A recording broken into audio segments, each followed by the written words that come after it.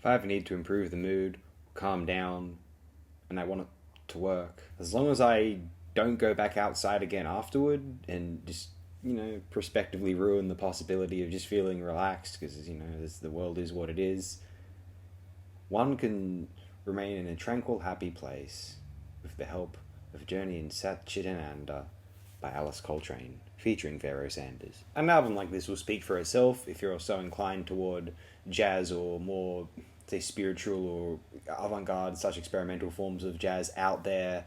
This is how Alice plays the harp all over this release. There's Pharoah Sanders playing sax. He's not as extreme as he has been in some instances. Actually, this is almost as harmonious as he gets. The rhythm section is Rashid Ali and, I believe, Richard Davis? No, Cecil McBee on tracks A1 to B1. Track B2, actually, Charlie Hayden's on bass. Worth mentioning on tracks A1 to B1, Tulsi is credited on Tampura, Majid Shabazz credited with bells and tambourine. And also from track B2, Vishnu Wood is credited on Oud, O-U-D. It's a short neck, lute-type, pear-shaped, fretless stringed instrument, usually with 11 strings grouped in 6 courses, but some models have 5 or 7 courses with 10 or 13 strings respectively. Wonderful. If you're not in the mood to feel cynical, I cannot recommend enough this particular listen, and the story of Alice Coltrane in general, which I'm going to read out here, via the Free Encyclopedia. Alice Coltrane, née MacLeod, August 27th, 1937 to January 12, 2007, also known by her adopted Sanskrit name, which I'm not going to do the disrespect of attempting to pronounce. Yes, I am actually. Turiya Satchidananda. That wasn't as difficult as I thought it would be, though I still may have butchered that somewhat. Was an American jazz musician, composer, and Swamini.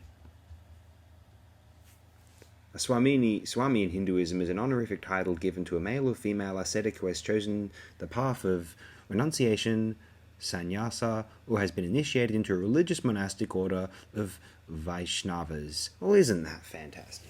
An accomplished pianist and one of the few harpists in the history of jazz, Coltrane recorded many albums as a bandleader, beginning in the late 1960s and early 1970s for Impulse and other record labels. She was married to the jazz saxophonist and composer John Coltrane, with whom she performed in 1966 to 1967. One of the foremost proponents of spiritual jazz, her eclectic music proved influential both within and outside the world of jazz. Coltrane's career slowed from the mid-1970s, and as she became more dedicated to her religious education, she founded the Vedantic Center in 1975 and the Shanti Anantam Ashram in California in 1983, where she served as spiritual director. On July 3, 1994, she rededicated and inaugurated the land as Sai Anantam Ashram. During the 1980s and 1990s, she recorded several albums of Hindu devotional songs before returning to jazz in the 2000s. Coltrane was born Alice MacLeod on August 27, 1937, in Detroit, Michigan, and grew up in a musical household. Her mother, Anna MacLeod, was a member of the choir at her church. Her half-brother, Ernest Farrow, became a jazz bassist, and her younger sister, Marilyn MacLeod, became a songwriter at Motown. With the encouragement of her father, Alice MacLeod pursued music and started to perform in various clubs around Detroit until moving to Paris in the late 1950s. She studied classical music and also jazz with Bud Powell in Paris, where she worked as the intermission pianist at the Blue Note Jazz Club in 1960. It was there that MacLeod appeared on French television in a performance with Lucky Thompson, Pierre Michelot, and Kenny Clarke. She married Kenny Pancho Hagwood in 1960 and had a daughter with him. The marriage ended soon after on account of Hagwood's developing heroin addiction, and MacLeod was forced to return to Detroit with her daughter. That's tragic. She continued playing jazz as a professional in Detroit with her own trio and as a duo with vibraphonist Terry Pollard. Oh, he's good. In 1962 to 63, she played with Terry Gibbs' quartet, during which time she met John Coltrane. In 1965, they married in Juarez, Mexico. John Coltrane became stepfather to Alice Coltrane's daughter Michelle, and the couple had 3 children together. John Jr., 1964, a bassist who died in a car accident in 1982. Ravi, born 1965, a saxophonist. He's very good. You can hear him play to this day, I believe. And Aranyan, 1967, a DJ. Aranyan later played saxophone with Santana for a period of time. Alice and John's growing involvement in spirituality influenced some of John's compositions on projects such as A Love Supreme. In January 1966, Alice Coltrane replaced McCoy Tyner as pianist with John Coltrane's group. I wonder how McCoy felt about that. He's a very brilliant and celebrated pianist. I wouldn't change the records which feature Alice from John's discography for anything, and I'm very happy because McCoy released some brilliant solo albums afterward. But I can't imagine. I can imagine he may have felt a bit miffed by that. I don't know. Nah, she was a nice enough chap. She subsequently recorded with him and continued playing with the band until John's death on July 17th, 1967. After her husband's death, she continued to forward the musical and spiritual vision and started to release records as a composer and bandleader. Her first album, A Monastic Trio, was recorded in 1967.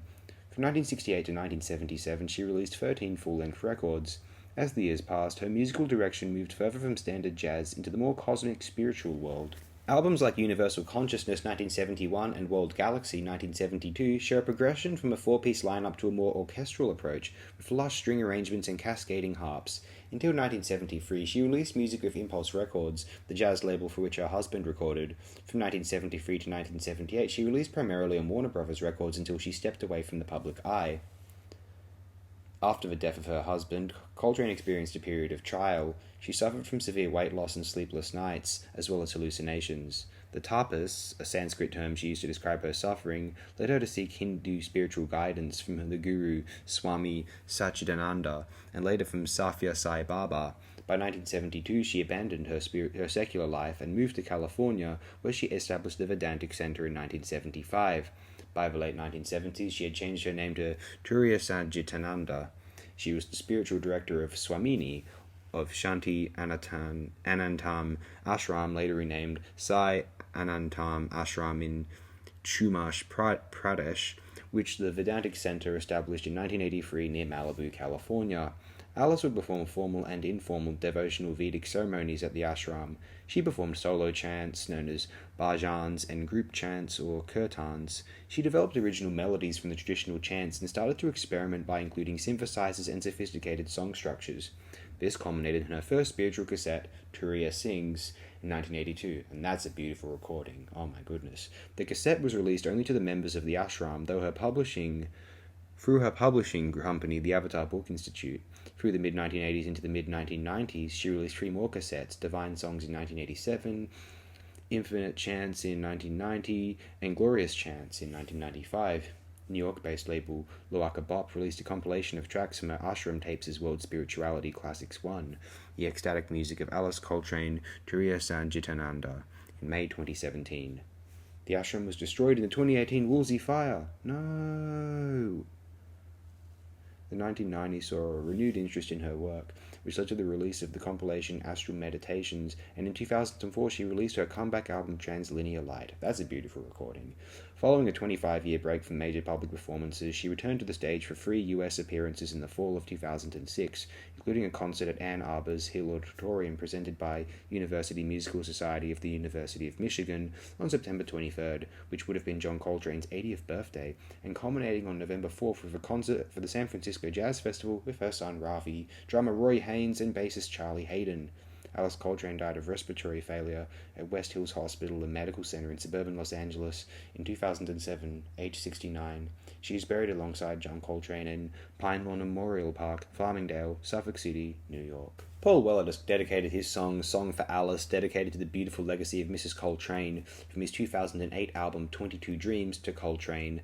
The track titled Alice on Sun O's 2009 album Monoliths and Dimensions was similarly inspired. Gotta love some Sun O. That's a good album if I remember correctly. Electronic musician Steve Flying Lotus Ellison, yes, of course, is the grandnephew of Alice Coltrane. Please release an album as good as the ones from 2011 and 2014 already, Mr. Steve Ellison. On his 2010 album Cosmic Grammar, 2010 it came out, not 2011, excuse me, he paid tribute to Coltrane in the form of a song titled Drips, Auntie's Harp, in which he sampled her harp from the track Blue Nile, featured on the album Ta, the El Daoud, 1970. Beautiful album, that is. The song that Alice on Laura Veyer's album Warp and Weft is about Coltrane. I'm not familiar with this person. That looks like that might be a pretty good album. Orange Cake Mix included a song titled Alice Coltrane on their 1997 LP Silver Lining Underwater. Poet Giovanni Singleton's book Ascension includes 49 poems written daily after Alice Coltrane's death. Damn. Colleen Smith's conceptual art exhibition Give It or Leave It featured 2 films, Pilgrim 2017 and Sojourner 2018, exploring Alice Coltrane's music and ashram. Now just a little bit about the album itself, Journey in Satchidananda.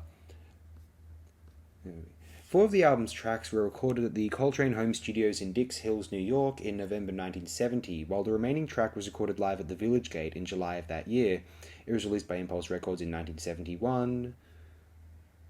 Journey in Satchidananda is important in that it marks a transition between Coltrane's first 3 recordings and her subsequent releases, which reveal a more personalized outlook.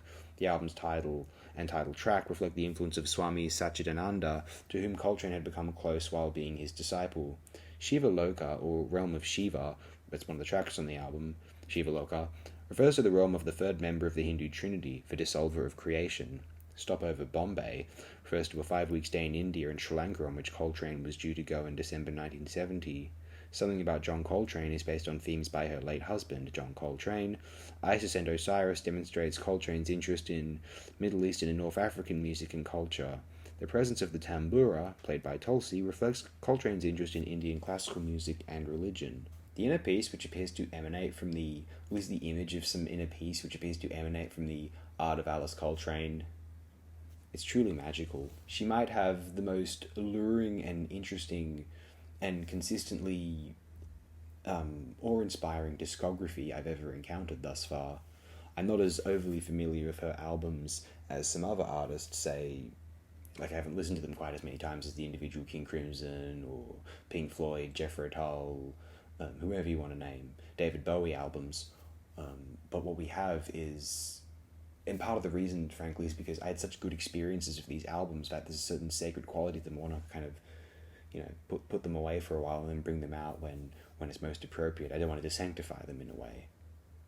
Kind of silly, but, music that has such an emotional impact on one makes one act silly. That's the thing of love and passion. It makes one act silly, and it makes you feel okay about that. To me, Alice Coltrane is one of the most purely interesting and captivating artists in the history of recorded music. It's maybe as much as I enjoy jazz in general, somehow this more spiritual and cosmic form of jazz had the most appeal to me, because it's very transient, I think. Everything else in jazz leading up to it was very materialist, urban, modern, and industrial. Not that it didn't give way to improvisation and spontaneity, but it was kind of a reflection of an urban contemporary chaos of machines and modernism, which was hasn't aged well, I think, as well in the climate change era, where in excess, I guess, the material growth of humanity hasn't been seen as a holistic good, as a net positive in the long run, and so albums of more cosmic, spiritual, or emotional nature within the jazz idiom, these I think are more appealing for posterity. Or at least that's how I feel. I've always felt a small degree of skepticism toward Hinduism due to it apparently, according to certain sources, justifying the caste system over there for many, many centuries, and even the moral indifference of contemporary of Buddhist nations is just kind of, that begs the question of what was the point of that particular religion, and what's the ethical net positive of Buddhism is a question that has arisen in my mind many times. It comes across as nihilistic to myself, frankly, as someone who identifies a certain worth in a Catholic Christianity, and especially because those principles allow us to kind of destroy the corruption from within our own way of thinking, potentially. Although I have to admit, a certain pause. I'm really sold and convinced of the virtues of a certain, perhaps a Western interpretation of Eastern cosmology. Although I suppose that's really what Alice is trying to get at more and more with her asceticism and the growth of her music, her art, was to gain further, a more sincere appreciation of those Eastern religions, of Hinduism, than some Westerner who was just trying to use it to enhance their Western way of life, let's say. An extraordinary, fascinating figure, to be certain.